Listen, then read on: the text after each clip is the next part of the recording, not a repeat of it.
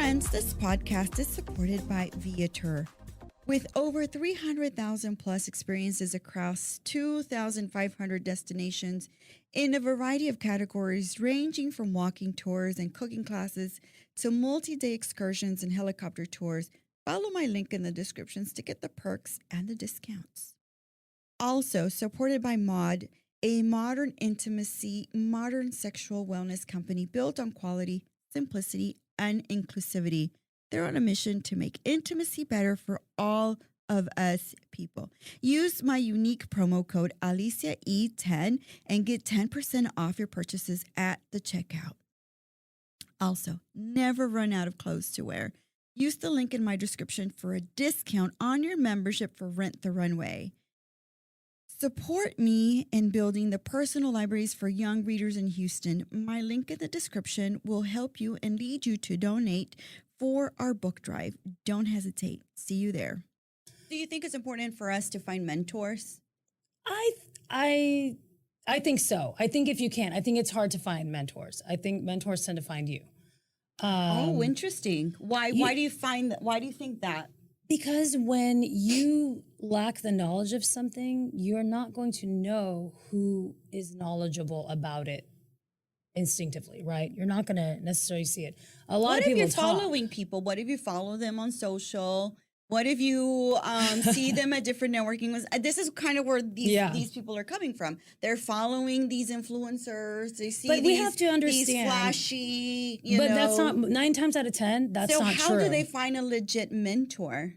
Someone who's going to be legitimately someone that's actually in the trenches, investing, making money decisions, talking to contractors, talking to the city of Houston for permits. I mean, there's a lot of components that go in there. Like, how do you handle, the services that the house will require, the water, the gas, the electricity. Like, there's so many components that I feel like the contractors, I think, are probably the most intimidating. You guys are yeah, I know that in itself. Well, so social media, we know, is not real life.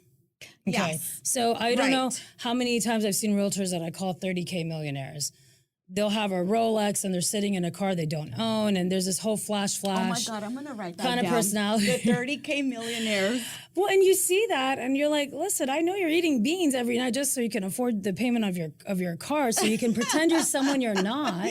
Yeah. HGTV has ruined our industry because everyone thinks real estate is so easy, and it's not fun. No, and it's not fun. I would recommend going to organizations, events with organizations, for the Houston Association of Realtors, any kind of real estate networking events, and you'll have conversations with people. And then when you meet someone you think you like, ask around about them. Mm-hmm. There's nothing wrong. You should, if you're investing your time and money with someone, there's nothing wrong with asking for references or, going out and finding out more about them. You should do that, because having I've been, I've had that happen to me.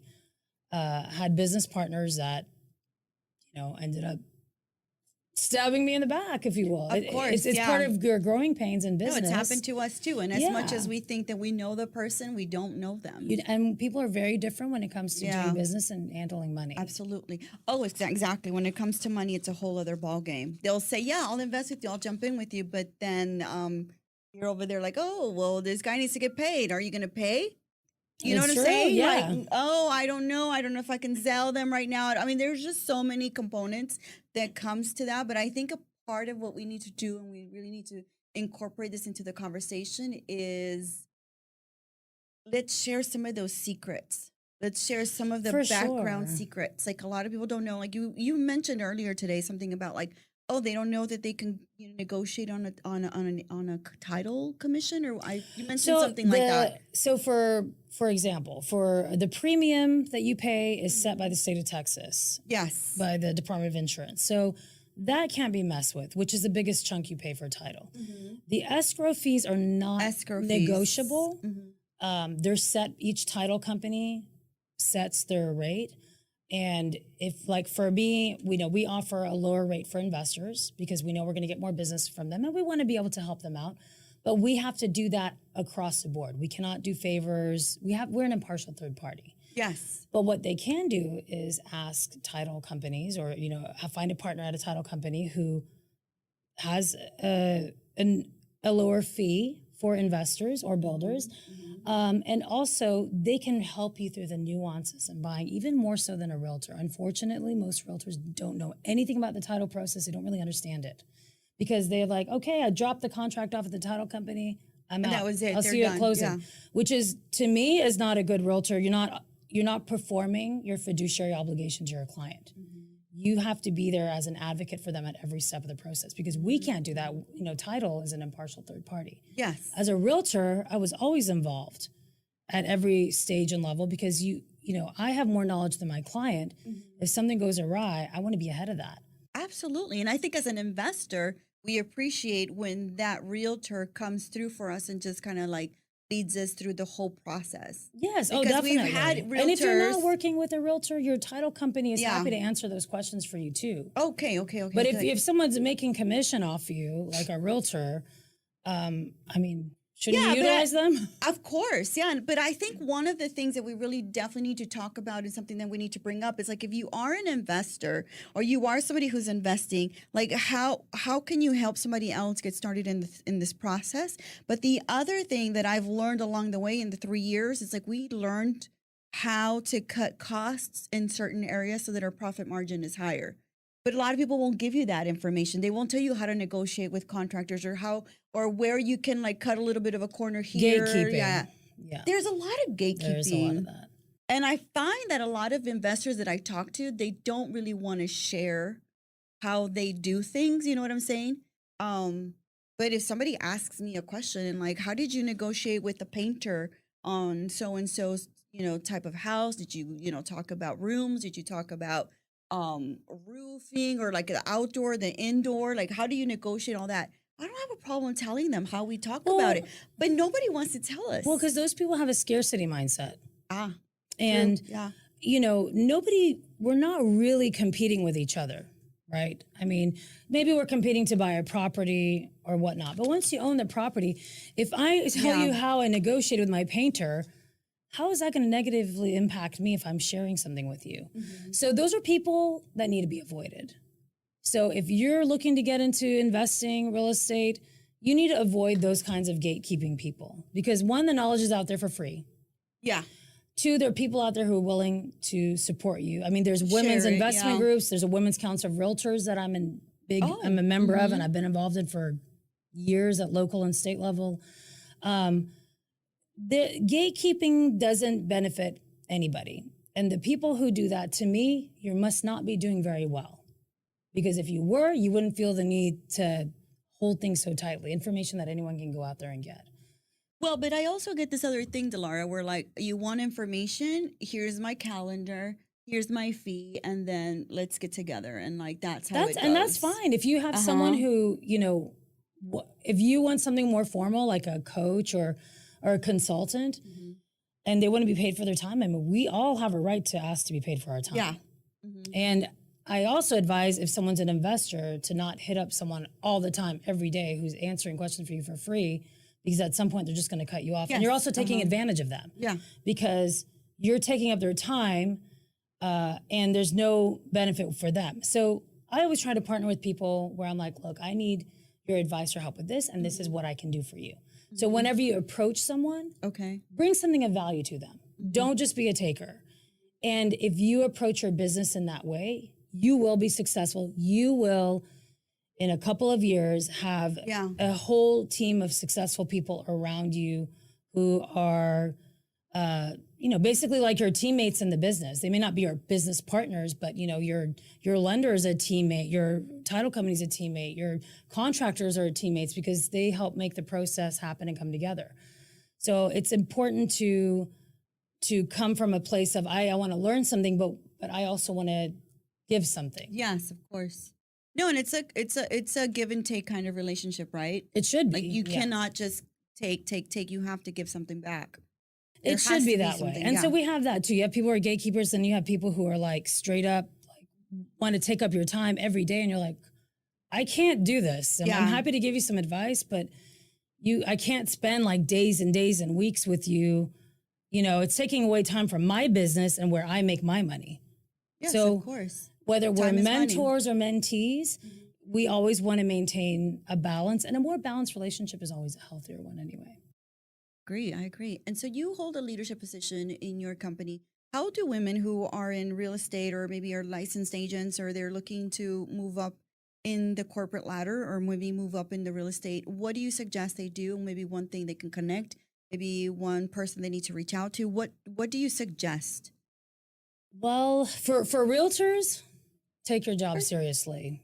For investors, take it seriously. If you want to move up into leadership, whether you want to run a brokerage, have your own brokerage, be a team leader. Yeah, because I was looking at the numbers. Like there's literally very little women as brokers. They're realtor agents. I mean, there's a lot of them. There's more than men. But when it comes to like leadership positions, as holding a brokerage, they're not there. Well, like there's 12% of CEOs are women, and we're 51% of the population. And the top, I believe there was a statistic where the top 400 people, were the mixture of men and women, but the female CEOs outperformed all of them, even though there were fewer. Mm-hmm.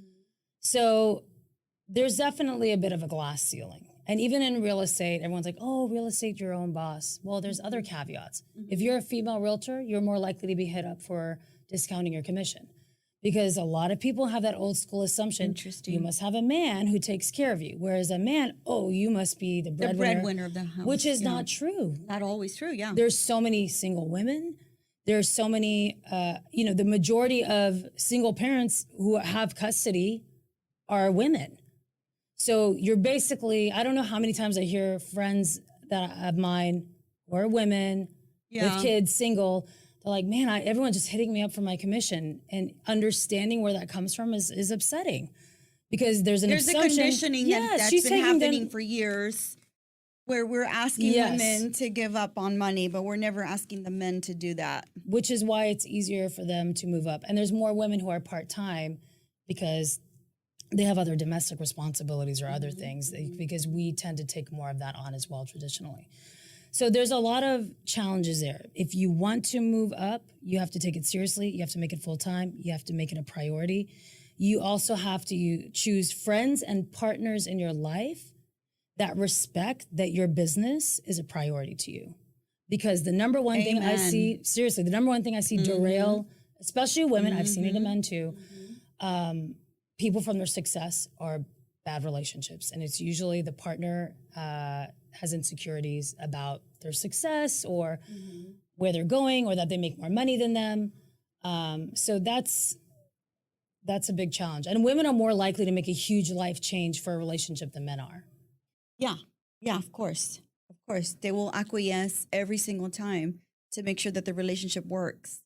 But will he put his little pride aside and say, you know what, my wife is an amazing woman. She's smart, she's bright, she's driven, she's ambitious. I'm going to support her in her endeavors and her dreams because, man, she's got it in her. Like, I've never heard a guy say that. Or I've heard, I haven't heard that yet. Well, fortunately, I have, like, my father is that kind of man. And, my dad is the same way. My husband is too, but I haven't heard any other people say. It's few and far between. I think it's getting better generationally because our social mores are changing. But it's definitely still impacts women that way far more than it impacts men. But I do think it's shifting and changing. Okay. And I think that the takeaway from today is, like, if you are a woman in a leadership position or someone who can be a mentor or a guide for the other women, take that role, take it and use it to the best and the most amazing way that you can, because these ladies, these women are seeking that support.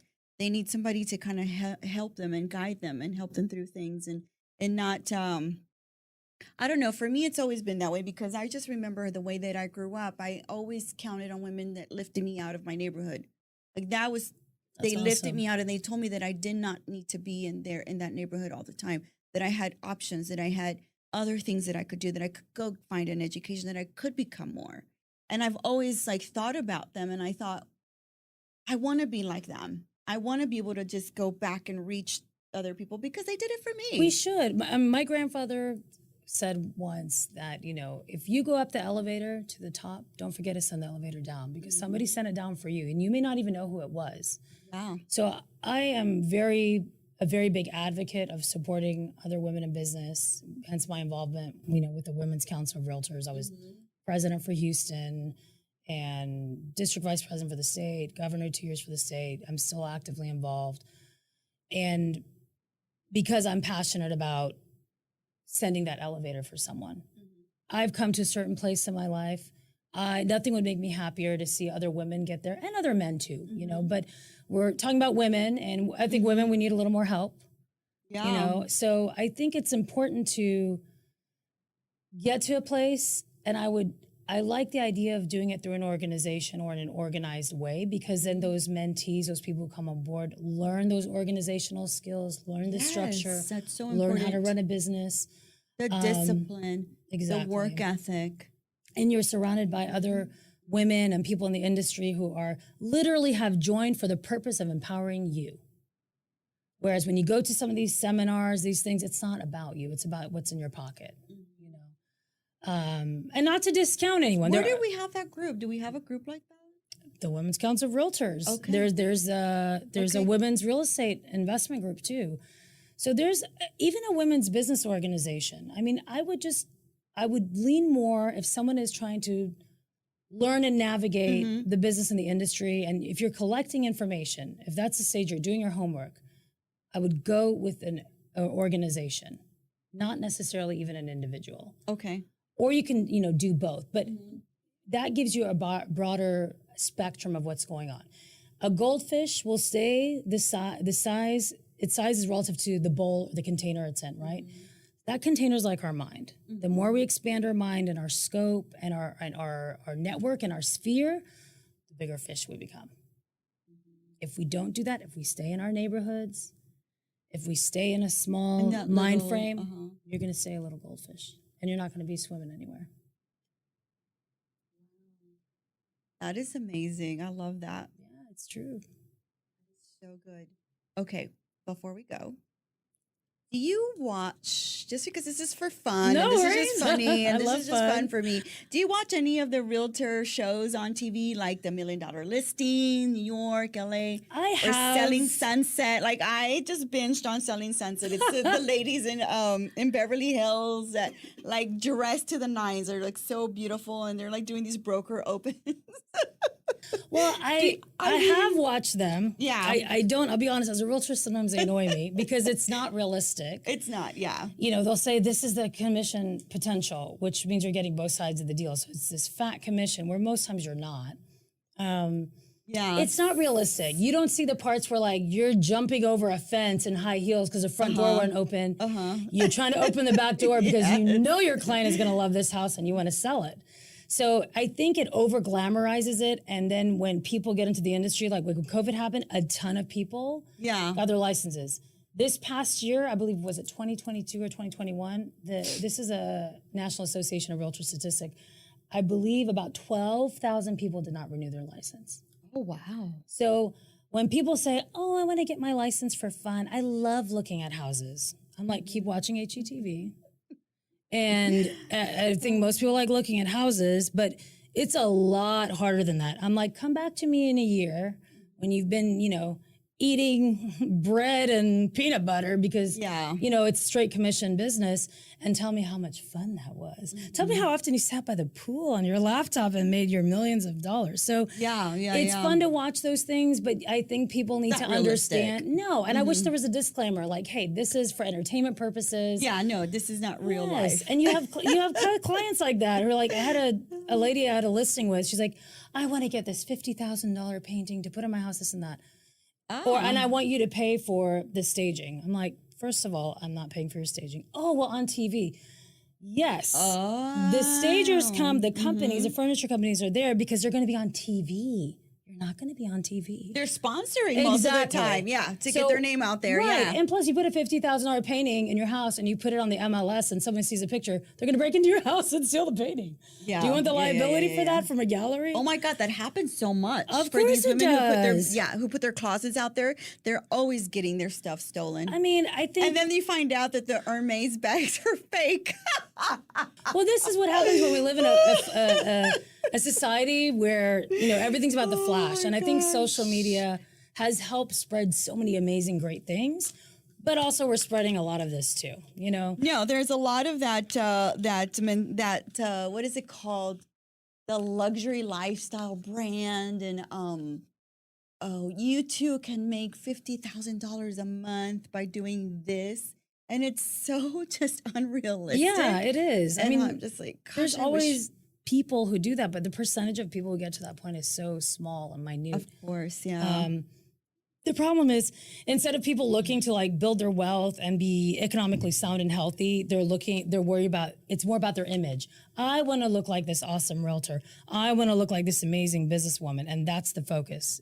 And that shouldn't be. The focus should be financial stability and security, long-term investments, having money and a comfortable lifestyle in your retirement years, especially for us. We're not going to see Social Security, and the next generations won't either. So I think we need to be focused on what's really good for us and, serves our higher good rather than what's going to get us the most likes. Yeah. Because all those people liking you when you're penniless are not going to care. Yeah. No, of course. So you'll be a passing thought to them. Exactly. They're going to move on to the next right thing, the next person's account that, is flashier than you. So I think it's important to understand that what you see is not always what you think it is, especially if it's someone who's more about flash and talking about themselves. We're fortunate to have people who are influencers who talk about, like you, are imparting all this advice. You're bringing value to your audience. A lot of those people are just bringing value to themselves. You're watching me and you're making me money. Thank you. That's what they're doing. Yeah. That's a great point to finish this whole thing. Guys, if you have any more questions for us, please do not hesitate to DM us at Advice by Alicia. Where can people follow you, Delara? Or maybe see what you're doing, or maybe if you have an event coming up? Sure. Well, I'm happy to give out my contact info. Yes. So my email address is delara.aubon@doma.com. It's my work address, delara.aubon@doma.com. I'm our Texas sales manager for Doma, a national title company. I'm always happy to give advice and talk to people. I do a lot of workshops as well. And people on my email list get my e-blast. My social media is a combination of personal and business because for me, all my friends are in the business, so it's not that separate. Yeah. If you want to follow me on Instagram or Twitter, it's at Duchess Delara, DuChessDelara. Of course, I'm on Facebook. But anybody who has a question, or if we want to do a workshop together, which I'd love to do. We're going to do something together. I'm all about helping people and anyone who's interested in the Women's Council of Realtors or events. I mean, I'm happy to help point anybody in the right direction. That's amazing. And I think that's something that I definitely want to let you all in on is we are going to continue this conversation. It is a conversation that you have been asking for. So many of you send me DMs on this particular topic, this particular section, real estate investments. I think the conversation is just around creating wealth, creating a little bit of money for our kids, creating some sort of generational wealth for ourselves and for our children. Something that the white community has been doing for years, and I think finally the communities of color are starting to really get a grasp on what that is and like really coming into their own. And I definitely want to just continue bringing these sorts of conversations to you all. And so if you have any more comments, or you want to know a little bit more about what's going on, or you want to learn maybe how to, I don't know, get in touch with Delara and me, and what we have planned coming, very soon.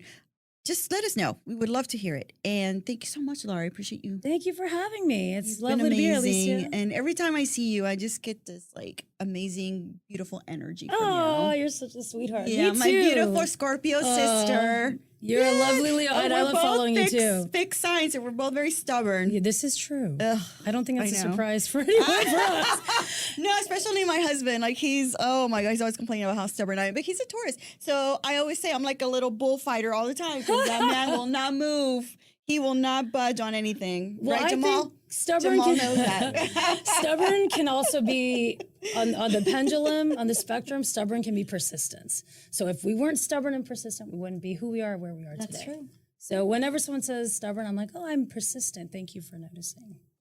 That's fantastic. I love that. Thank you so much. Thank you. Thanks so much for having me.